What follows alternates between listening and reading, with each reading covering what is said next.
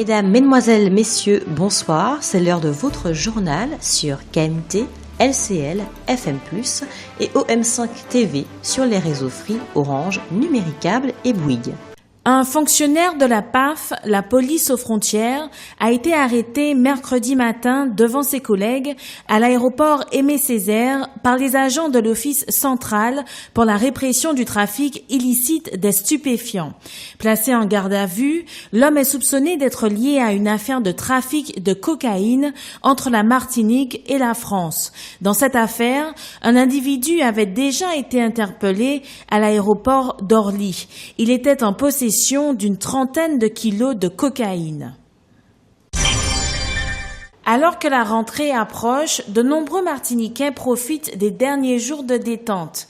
C'est le cas des vacanciers de l'hôtel Améris à Sainte-Luce.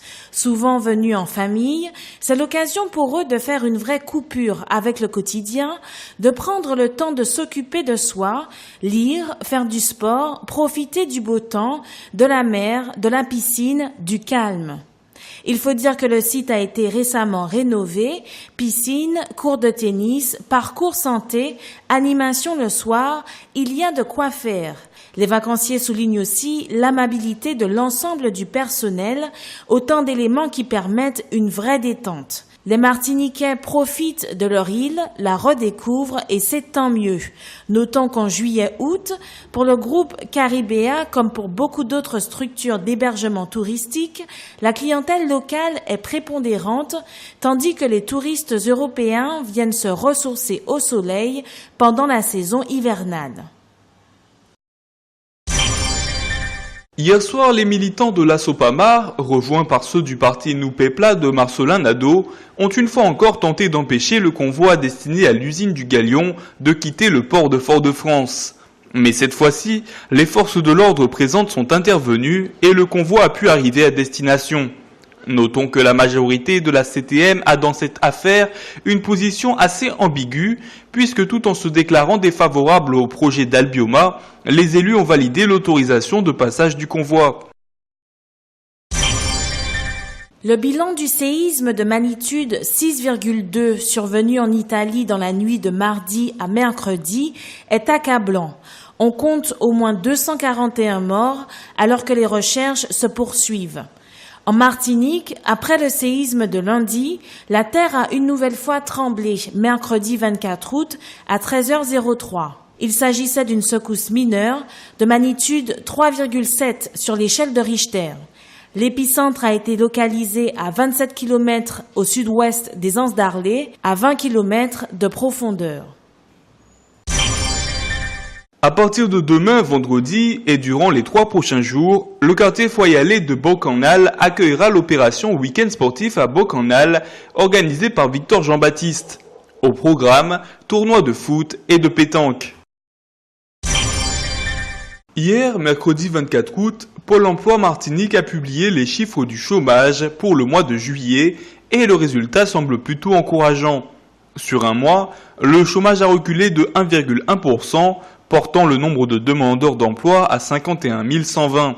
Si dans l'Hexagone le recul de chômage n'est que de 0,5%, soit près de la moitié, il est nécessaire de rappeler que le nombre de sans-emploi est 2 fois plus important chez nous, près de 20%, contre 10% en France hexagonale.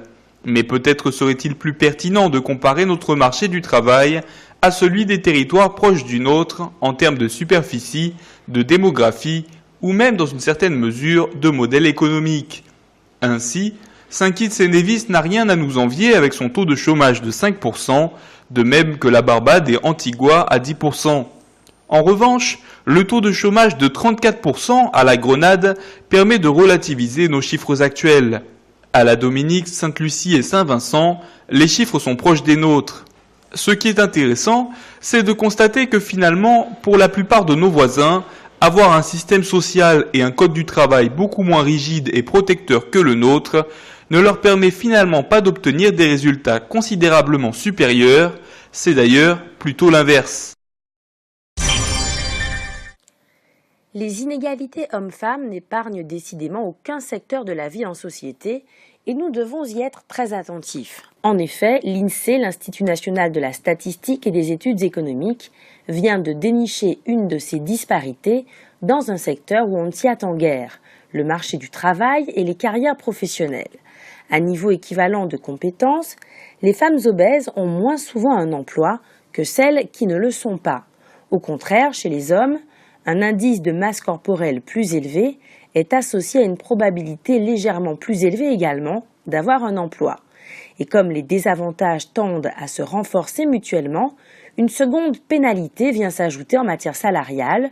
Un indice de masse corporelle plus élevé est associé à une très légère baisse du salaire chez les femmes. Rappelons que l'obésité est définie par un indice de masse corporelle, ou IMC, supérieur à 30. Si les observations elles-mêmes paraissent incontestables, l'obésité constitue un handicap professionnel pour les femmes et pas pour les hommes. Les explications sont beaucoup plus difficiles à cerner entre les facteurs purement médicaux, risques accrus de maladies, notamment cardiovasculaires, diabète, mobilité réduite, et les normes sociales proprement dites. L'enquête révèle ainsi que les femmes obèses se disent plus souvent victimes de discrimination à cause de leur poids.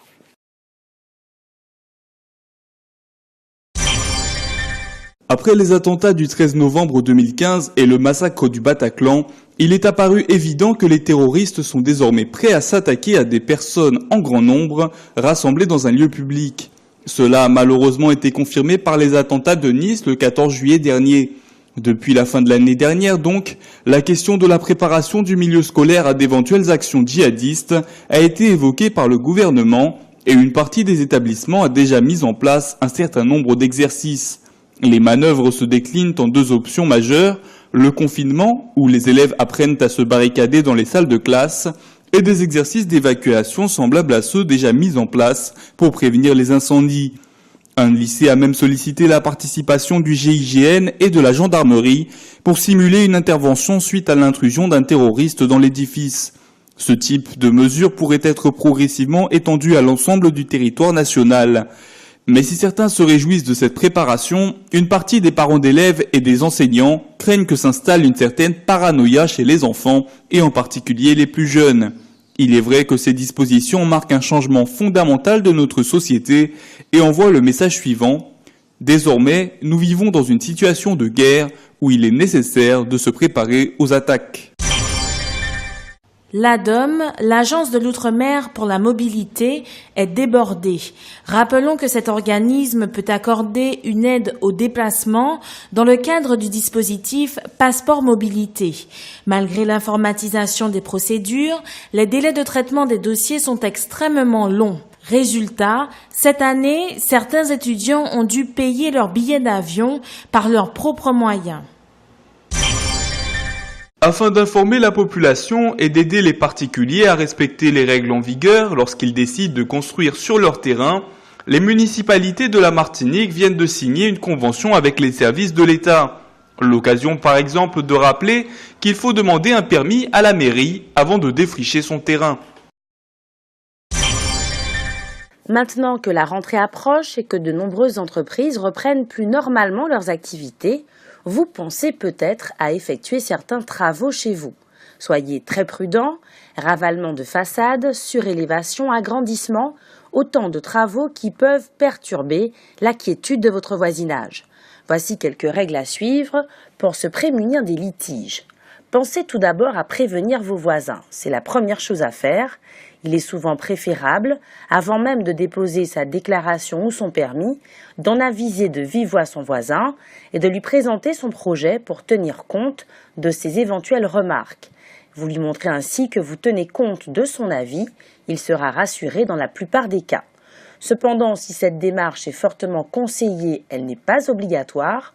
En effet, une fois le permis de construire ou la déclaration obtenue, une autorisation détaillant les caractéristiques du projet sera affichée en mairie. Pensez également à bien respecter les distances, quelle que soit la nature des travaux que vous entreprenez, ils ne doivent pas provoquer de troubles anormaux de voisinage.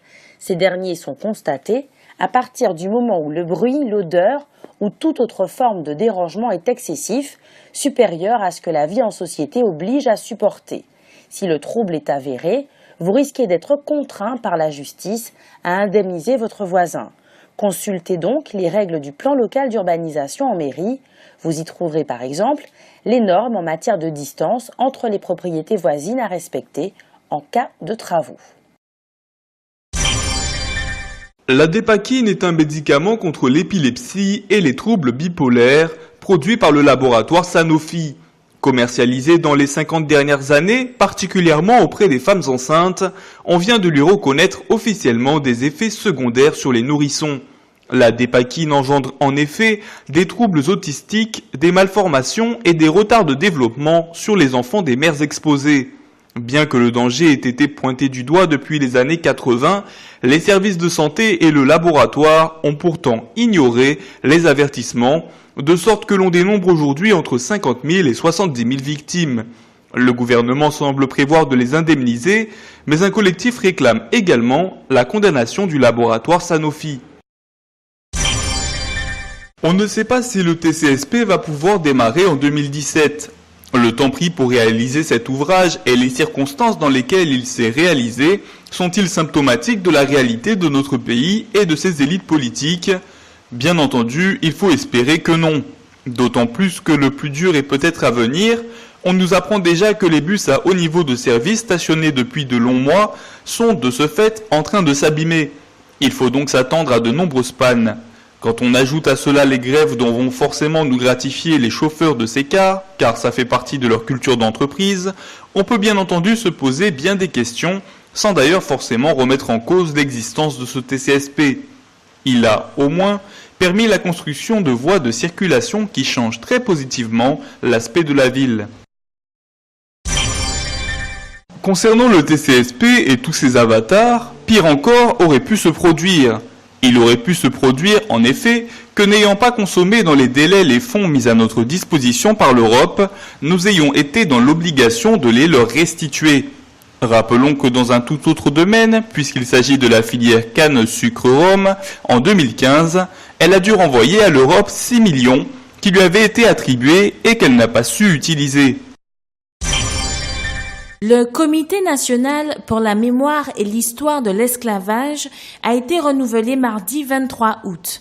Myriam Cotias a donc cédé sa place à son collègue Frédéric Régent, docteur en histoire et enseignant à l'Université des Antilles et de la Guyane.